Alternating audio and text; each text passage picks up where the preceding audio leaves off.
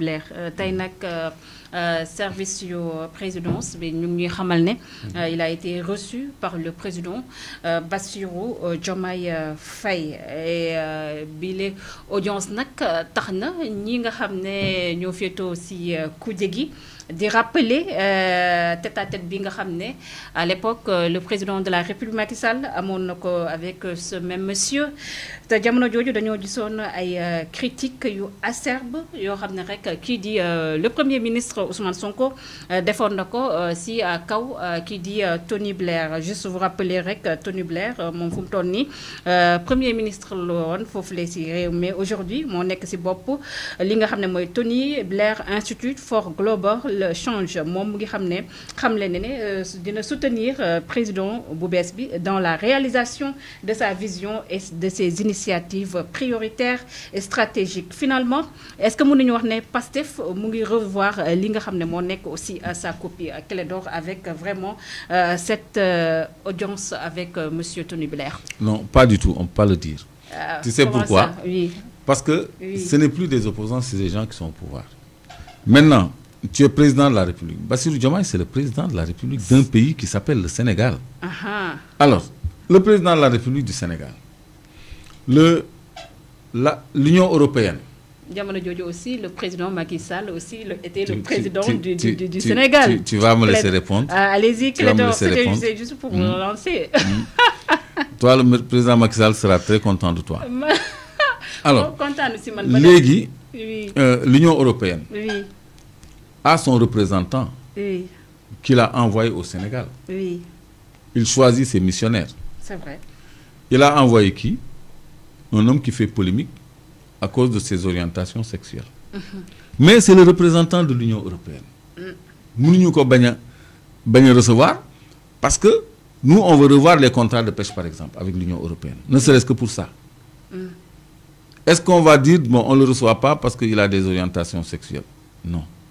On le reçoit et on parle des accords de l'APE, on parle des accords de pêche, on parle de tout ce qui nous lie en matière de coopération avec l'Union européenne. Parce que Bassirou Diomaye est le président de la République, Ousmane Sonko est le premier ministre. D'accord. Ça, c'est un exemple. Pour nous, c'est sa question. Allez-y, Clédor. Actuellement, le président ou premier ministre du Canada, ils ont un premier ministre. C'est un gars qui affiche partout son homosexualité. Si nous avons une visite officielle, quand on va recevoir Bassirou Diomaye, ils vont se faire la collade. Je suis d'accord. N'est-ce pas? Oui. Est-ce qu'on va pas lui dire, est-ce qu'on va lui dire qu'il ne faut pas venir? Non. Mais tu sais, nous, on a des problèmes. Hein? D'accord. Le premier ministre français, c'est un Gordiguen. Oui. Et c'est le ministre des Affaires étrangères qui est son copain. C'est vrai. Hein? S'il vient en visite officielle au Sénégal, c'est qui son homologue? Son copain ou bien son mari? Son mari, bon, c'est tout comme... c'est tout ce que tu veux. Les gens qui ont une visite officielle au Sénégal, est-ce qu'on va interdire au premier ministre de France de venir? D'accord. Qui va le recevoir? Ousmane Sonko. Le protocole lui impose l'accolade. C'est vrai. Ousmane Sonko, nous sommes dit avant, nous accolade Diomaye. Mais actuellement, si Diomaye est extérieur, moi qui accueilli, accolade, ça c'est le protocole. D'accord. Comme ils incarnent l'État. Je suis d'accord. Maintenant, à ce titre, Tony Blair, il est venu nous faire la cour. Malay Fatil Rekni, déclaration, il est prêt à coopérer avec le Sénégal. Oui. Macron moko ñëk def bi Bassirou Diomaye di doga fallu. Ni la France est ouverte et prête à accompagner le Sénégal dans une coopération xawma lan ak lan. Xawma yaa ngi fatlikou déclaration bobu. Oui, je m'en souviens. Ça c'est faire la cour, c'est des courtisans. Donc ils sont venus faire la cour à ce régime-là. Ça veut pas dire que dinañu mëna influencer régime bi ci ñom sen ay politique sen. Ce que Ousmane Sonko reprochait à Macky Sall, c'est de se faire influencer par Tony Blair qui applique la politique impérialiste des États-Unis. Bill Gates a été reçu par Macky Sall et a eu des projets ici au Sénégal en matière de santé, en matière d'environnement et tout, d'assainissement. D'accord. Quand s'il vient ici, mais du fi jëlé dara, mais mënuñu ko ni bul ñëw, mais du fi jëlé dara parce que gëmuñu ko. Tony Blair gëmuñu ko. Gëmuñu leen. D'accord. Mais il faut qu'on les écoute. Mais légui nak souveraineté moy yow nga am le libre choix de la définition de tes politiques, y compris économiques, y compris de partenariat multilatéral, etc. D'accord. Clédor, je suis entièrement d'accord avec vous si récit bi nga xamné def nako par rapport à cette visite de monsieur Tony Blair, mais tamit Clédor yaa ngi wax wàllum diplomatie. du fi am dara du fi jëlee dara nga xam ne moo nekk institution yi. mais jamono jooju aussi c'était mbirum diplomatie ak institution moo taxoon kii di président de la République Macky Sall recevoir aussi ce monsieur Tony Blair au même titre aussi bi nga xam ne moo tax kii di Bassirou Diomaye Faye le président de la République Bassirou Diomaye Faye recevoir ko Clédor sur ce s'opposer c'est bien dans un pays. Mais Clédor, est-ce que tamit li waru servir de leçon si opposition opposants yi pour ne pas dire opposition bi nga xamné mom lañ am fu mu toll nii bu ñu opposé ñu def li nga xamné mo nek une opposition républicaine parce que finalement Pastef tamit mun nañ ne carrément les propos yi nga xamné à chaque fois de l'on ko recevoir de l'on ko jox ki nga xamné mo nek le président Macky Sall une fois au pouvoir dañ koy varat qui dit Clédor. Vous êtes en train de rire Clédor. Non, je pense que Macky Sall sera très content de toi.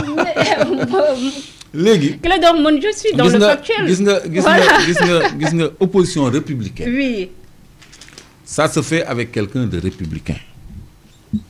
Quelqu'un qui dit, bon, les vaccins, je donne ça aux pays voisins. Ce n'est pas un républicain. Quelqu'un qui tue ses opposants, ce n'est pas un républicain. Quelqu'un qui monte des cabales contre ses opposants, oui. Ce n'est pas un républicain. Oui. Te yalla daf ñu dimbali. Bi Ousmane Sonko télé xam kuy Macky Sall. Il a très tôt dit que Macky Sall xamul masla, xamul négociation, xamul courtoisie républicaine. Rapport de force kese la xam.